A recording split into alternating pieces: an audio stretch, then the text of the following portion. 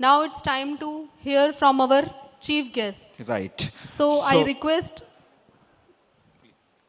So I request Shri F.N. Choksi sir to come on dais. He is going to share few words about contribution of DFTNs in the industry and also future ahead with Industry 4.0. Thank you, sir.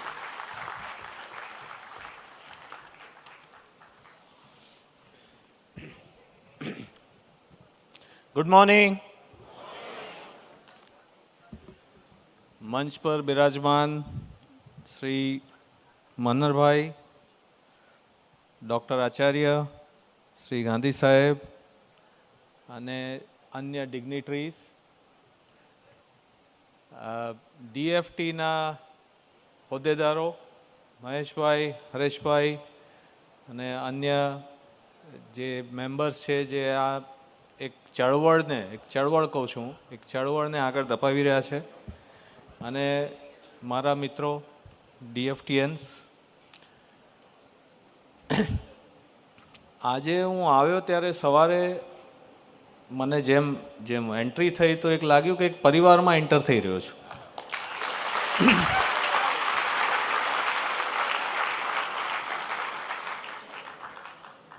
જેમ કે લગભગ 250 ડીએફટીએન્સ એલએનટીમાં કામ કરી રહ્યા છે અથવા તો પાસ્ટમાં કામ કરેલા. તો હું ખાસ આ જે કમિટી છે જેણે આવો ભવ્ય અને સુંદર આટલા બહોળા સ્કેલ ઉપર, આટલા મોટા સ્કેલ પર પ્રોગ્રામ એરેન્જ કર્યો, એ લોકોને ખૂબ ખૂબ અભિનંદન આપી રહ્યો છું. મને લાગે છે કે થોડા સમયમાં આ હોલ નાનો પડશે, કારણ કે જ્યારે આપણે સવારે હું એન્ટર થયો તો મેં પૂછ્યું કે કેટલા રજિસ્ટ્રેશન થયા, તો કોઈ ભાઈએ કીધું કે 350, અને શક્યતા છે કે આ 500ની આસપાસ બી જઈ શકે, એટલે આ હોલ નાનો પડવાની પૂરી શક્યતા છે.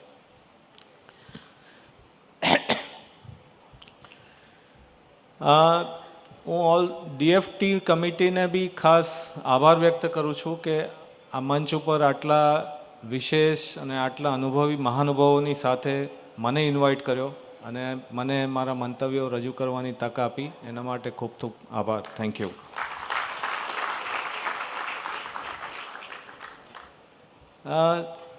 અમે પ્રોગ્રામથી પહેલાં બેઠેલા અને આપણા આચાર્ય સાહેબ મને થોડીક હિસ્ટ્રી જણાવતા હતા કે આ પ્રોગ્રામ ડીએફટી 1983માં ચાલુ કર્યો અને એની શરૂઆત થઈ હતી અમારા એલએનટીના એક બોર્ડ મેમ્બર હતા મિસ્ટર એનએમ દેસાઈ. એમણે રિક્વેસ્ટ કરી અને એ વખતે 20 સીટથી આ પ્રોગ્રામ ચાલુ થયો અને અત્યારે 180 સીટ સાથે આ જે આપણો કોર્સ છે ચાલી રહ્યો છે. એના માટે હું ખાસ ડૉક્ટર આચાર્યને ક્રેડિટ આપું છું. અને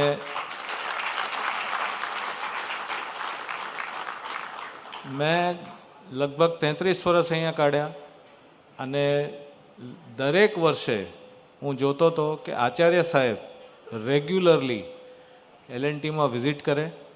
એલએનટીમાં લગભગ 550 ઇનપ્લાન્ટ ટ્રેનીએ ટ્રેનિંગ લીધેલી, જે મહેશભાઈ 1 વર્ષની જે વાત કરી, તો 1 વર્ષ સુધી જ્યારે સ્ટુડન્ટ એલએનટીમાં કામ કરતો હોય તો આચાર્ય સાહેબ એ જમાનામાં જ્યારે મોબાઈલ નહોતા એમના કોન્સ્ટન્ટ ટચમાં રહે અને ફ્રિકવન્ટલી વિઝિટ કરી અને સ્ટુડન્ટ્સ વિશે પૂરેપૂરી માહિતી જાણે, એમને ગાઈડન્સ આપે, એમના ડિપાર્ટમેન્ટ હેડ જોડે વાતો કરે, અને એ જે એમણે પૂરા શું કહેવાય કે ઇન્ટરેસ્ટથી એમણે જે કામ કર્યું છે એની જે રિઝલ્ટ છે તે આપની સમક્ષ પ્રેઝન્ટ છે.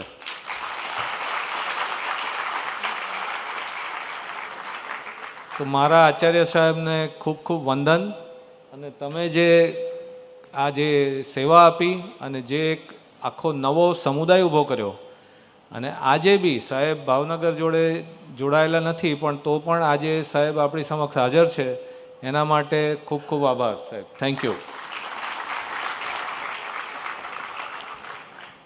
રજનીબેને કીધું કે એલએનટીમાં ઘણી મોટી વસ્તુઓ આપણે બનાવી છે, ઘણા મોટા પ્રોડક્ટ્સ બનાવેલા છે. તમે દુનિયાનું હેવીએસ્ટ રિએક્ટર કહો કે થિકેસ્ટ રિએક્ટર કહો કે લોંગેસ્ટ કોલમ કહો કે બિગેસ્ટ કોકડ્રમ કહો, આ બધા ફેબ્રિકેટેડ પ્રોડક્ટ્સ છે. જ્યારે હું જોઈન્ટ થયો 91માં તો અમારી જોડે એક શોપ હતી અને ત્યાં જવાનો રસ્તો બી સિંગલ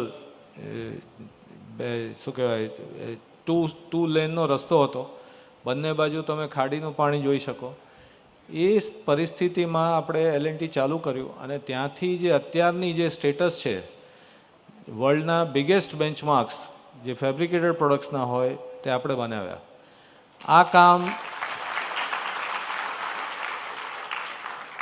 કામ આટલું આસાન નહોતું. આ કામ કરવા માટે ઘણી બધી વસ્તુઓની જરૂર પડી, પણ એમાં સૌથી વધારે ઇમ્પોર્ટન્ટ વસ્તુ હતી તે કલ્ચર. ફેબ્રિકેટેડ આઇટમમાં કલ્ચરનું મહત્ત્વ એ આપણે બધા સમજી શકીએ છીએ. હવે આ કલ્ચરનું ઓરિજિન ક્યાંથી આવ્યું? કલ્ચરનું ઓરિજિન છે તમારો કોર્સ.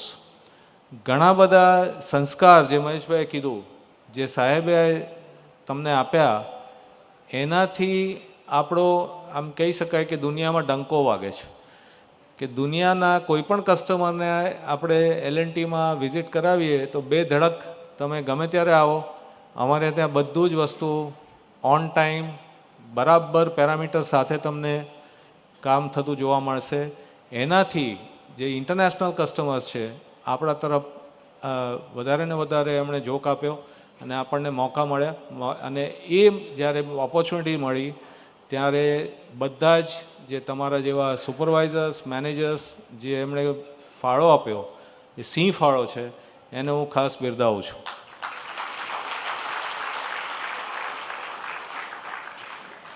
આપણે ગર્વથી કહીએ કે અમેરિકામાં તમે પોતાની કારમાં જ્યારે ડીઝલ ભરાવો તો 50% ચાન્સ છે કે એ ડીઝલ L&Tનું રિએક્ટરે પ્રોડ્યુસ કર્યું છે. એટલે આ ગર્વ તમારું બી ગર્વ છે. તમે એમ બી કહી શકો કે 50% ચાન્સ છે કે એ રિએક્ટર DFTને બનાવેલું છે.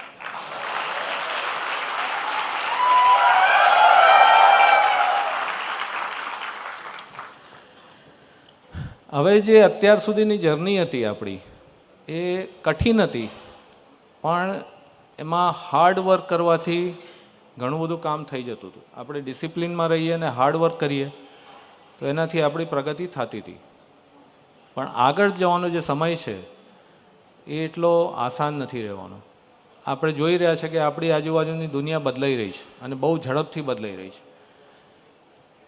અત્યારના જે નવા સ્ટુડન્ટ્સ છે આપણે એમ કહીએ કે તું ફેબ્રિકેશન કર તો એને લાગે કે આ ગ્લેમરસ નથી, મજા નથી આવતી.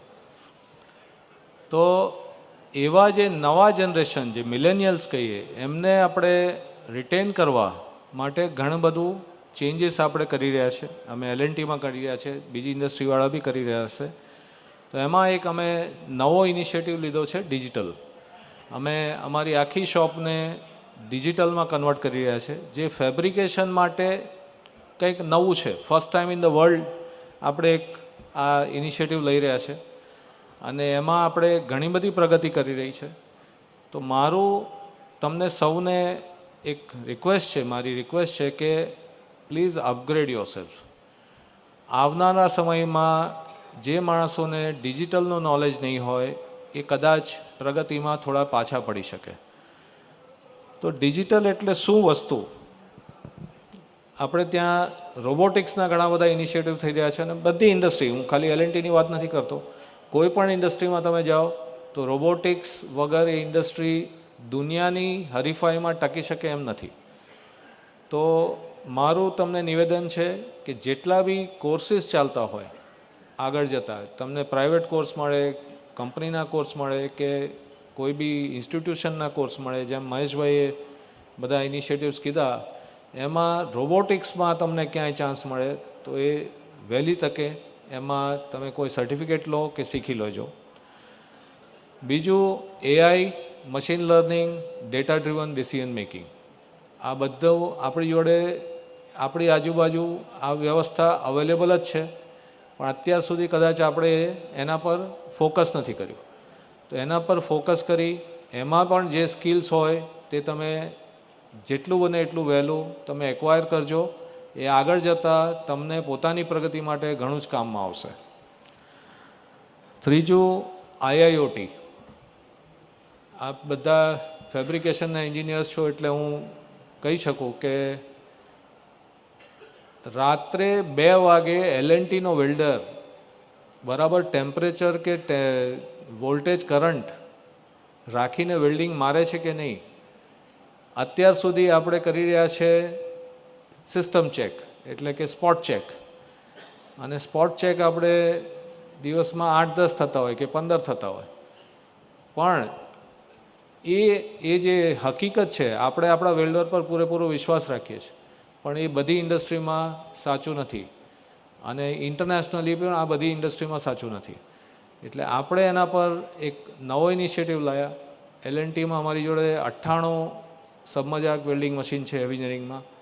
98 મશીનો આપણે IIoT બનાવ્યા, એને વાઈફાઈથી કનેક્ટ કર્યા, સબમજાક વેલ્ડિંગ મશીન્સ. હવે અત્યારે તમે અમારી શોપમાં જાઓ તો એનું પેરામીટર્સ છે તો સીધા સર્વર પરથી WPSમાંથી આવે. વેલ્ડર એ પેરામીટર્સની અંદર જ એને ચોઈસ કરી શકાય અને એકચ્યુઅલ જે પેરામીટર યુઝ કરે એ પેરામીટર દર 30 સેકન્ડે સર્વરમાં રેકોર્ડ થાય. એટલે ભવિષ્યમાં કોઈ કસ્ટમર આવે તો આપણે એને બેધડક કહી શકીએ કે ભાઈ અમારા રાત્રે પેરામીટર બધા બરાબર હતા, કોઈ પણ આપણે તકલીફ થાય, કોઈ જગ્યાએ ક્રેક આવે તો આપણે તાત્કાલિક એના પર રિસર્ચ કરી શકીએ. એના ઉપરાંત ધારો કે કસ્ટમર હ્યુસ્ટનમાં બેઠો હોય તો અમે એને એક્સેસ આપી શકીએ કે ભાઈ તું ત્યાં બેઠો બેઠો તું સ્પોટ ચેક કર, તારે અહીંયા ટ્રાવેલ કરવાની જરૂર નથી. તો આ જે પાવર છે ટેકનોલોજીનો,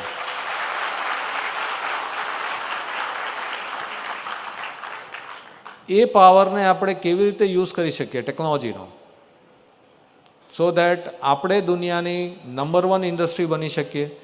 સાઇઝ અને સ્કેલમાં ડેફિનેટલી L&T નંબર 1 છે, એનું આપણને સૌને ગર્વ છે, પણ ટેકનોલોજીમાં બી આપણે નંબર 1 બનવું છે. અને એ બધા માટે હું તમને સૌને અને જે બીજી ઇન્ડસ્ટ્રીમાં કામ કરતા હોય બધા ભાઈઓને રિક્વેસ્ટ કરું છું કે રોબોટિક્સ, IIoT, ડેટા એને તમે જેટલું બને એટલું જલ્દી આત્મસાત કરો અને એની પ્રેક્ટિસ કરવાની ચાલુ કરો. ટુ કન્ક્લુડ, આ જે ફેબ્રિકેશન ટેકનોલોજી છે એ ટેકનોલોજી કરતાં હું જે રીતે જોઉં છું કે એ કલ્ચરનો વિષય છે. જે તમે શીખીને આવ્યા છો એનું તમે કેવી રીતે પ્રેક્ટિસ કરો અને આવનારી જનરેશનને વધારે ને વધારે પ્રોત્સાહિત કરો. એક વસ્તુ મેં સાહેબને કીધી કે આ કોર્સમાં દીકરીઓનું યોગદાન કે દીકરીઓનું એડમિશન હજુ લિમિટેડ છે.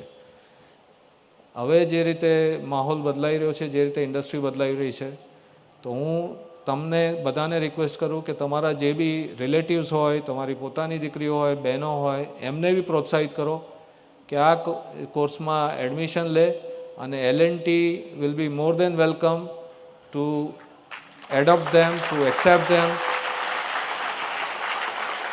અને હું વિચારું કે આવતા જ્યારે ભવિષ્યમાં જ્યારે પ્રોગ્રામ થાય તો વધારે ને વધારે આપણે દીકરીઓ અને બહેનોને આ પ્રોગ્રામમાં સામેલ કરીએ. Thank you.